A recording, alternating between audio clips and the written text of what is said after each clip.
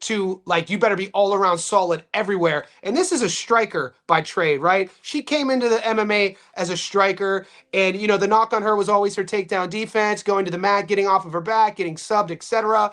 But she was good kickboxing, good strikes. But when she saw all this money pouring in a couple years ago, shout out to Jake Paul and MVP. Dude, this is a motivated ass 44-year-old who's having a whole nother go at getting the bag. And it's going to be a fun fight. And I think she's going to pull it off. I think she's going to look good. I think she's going to surprise people. And more importantly, I think she's going to remind people about Holly Holm is that bitch. She's always been that bitch. No offense. Where I come from, that's a compliment. She's that bitch. I tell that to my girl. I'm like, Chrissy, you that bitch, right? She's like, why are you so vulgar, Johnny? Why do you swear? Chrissy, you that bitch. You're so vulgar. They still got no options for the Oka fight, not even worth a parlay. Nah, I agree. I'm leaning Nikita knockout. Oh, shit. Y'all cast is getting saucy, Adu. Adu's getting saucy. I'll come back to that. Alex Pereira got to be combat sport GOAT. Holly Holm might be the family combat. Alex Pereira got to be the combat sports GOAT? I mean, what he did in kickboxing? I mean, I don't know. I kind of did. I would probably, if Holly Holm becomes a world champion again in boxing, considering the popularity internationally and historically that boxing has versus kickboxing, when Alex was fighting Stylebender in kickboxing, that was in front of a couple hundred people. You know what I mean? Kickboxing, I disagree with that. Pereira has what, like 12 fights in MMA? Under 15 fights? I mean, he's done a lot, multiple division champion. I disagree. Alex Pereira is he's good at, he could crack. We've seen him knocked out Cole before. That's a good conversation to have. But when I think Alex Pereira, I don't think the combat sport GOAT by no means.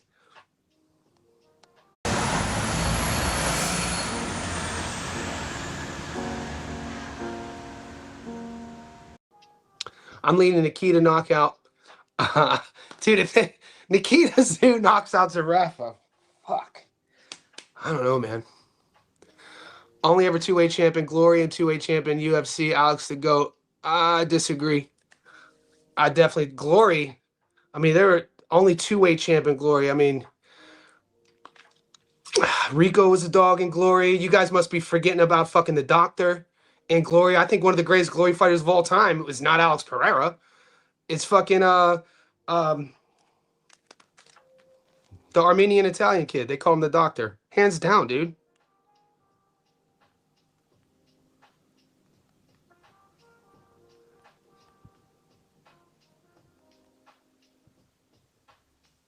His brother fought in the UFC. Yeah, Giorgio Petrosian, dude. You guys are out of your mind. Giorgio Petrosian, in terms of a combat sports career, this is recency bias.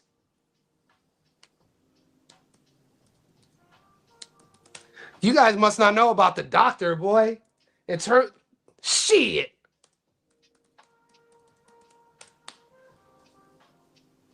Let's go, dude. What are we talking about? Let me educate y'all real quick about Giorgio Petrosian.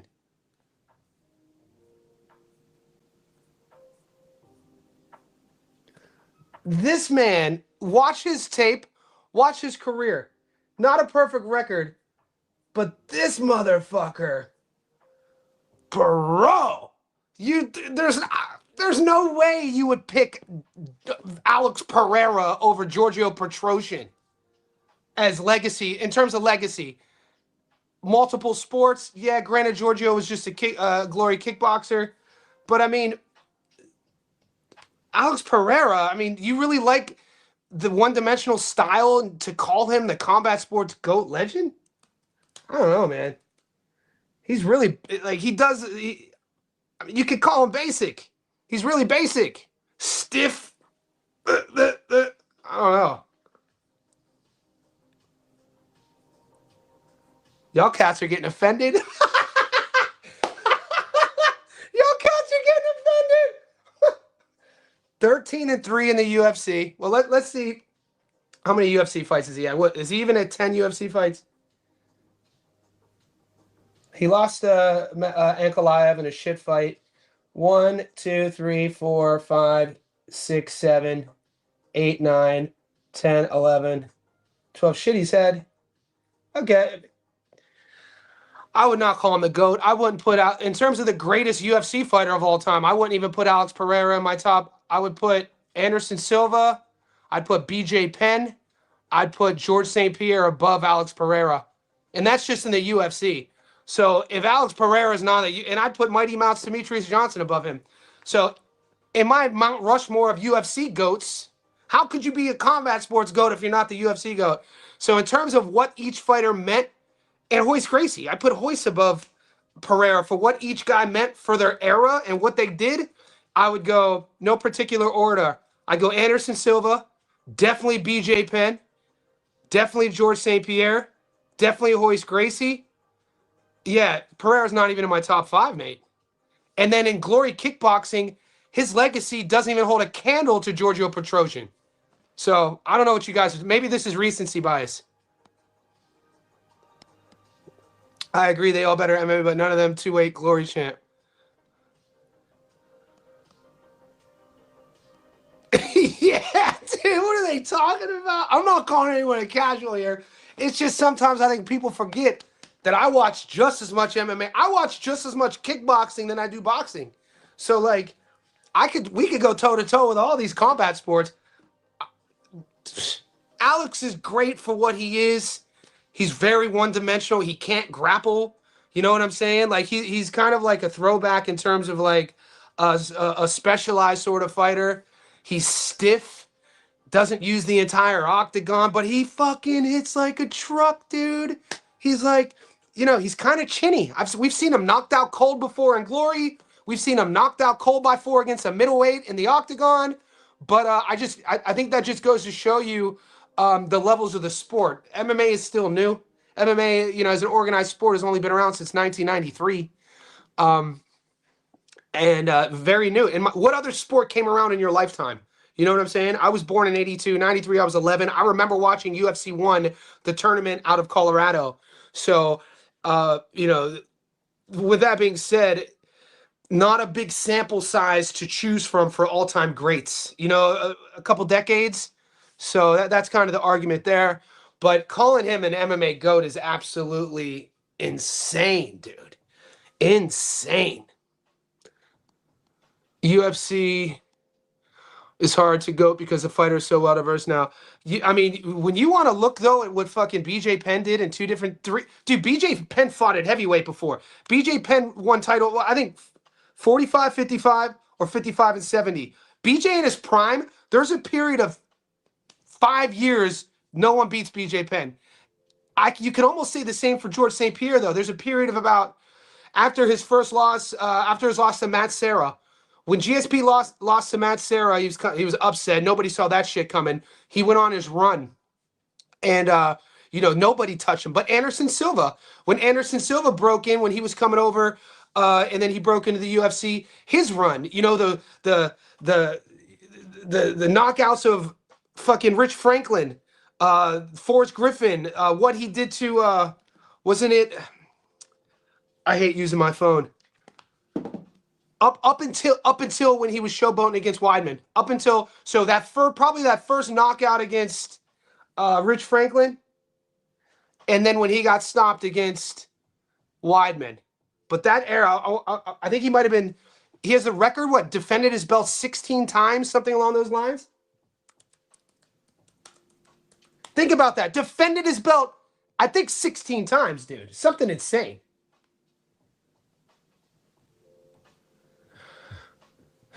So,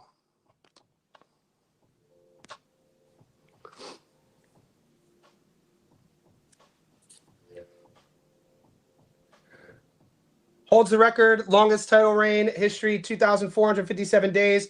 From 2006 to 2013, 7 years.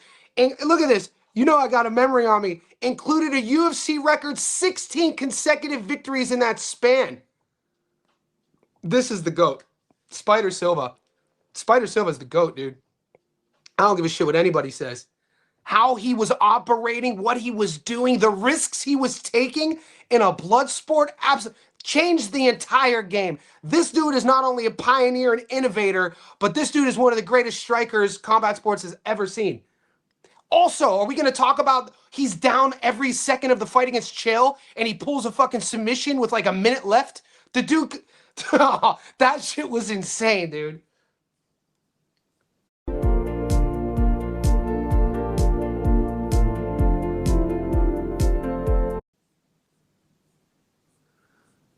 Chael talked all that shit and was this close from becoming a world champion. And fucking Anderson finds a fucking last second Hail Mary sub.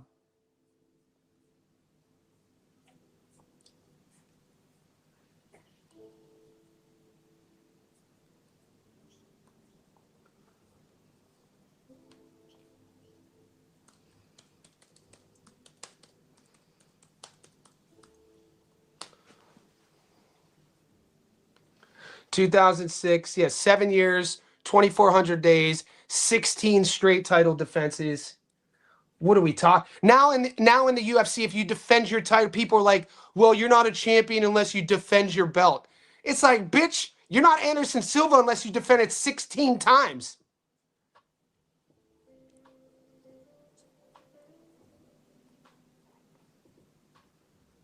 Yeah, so from about right here.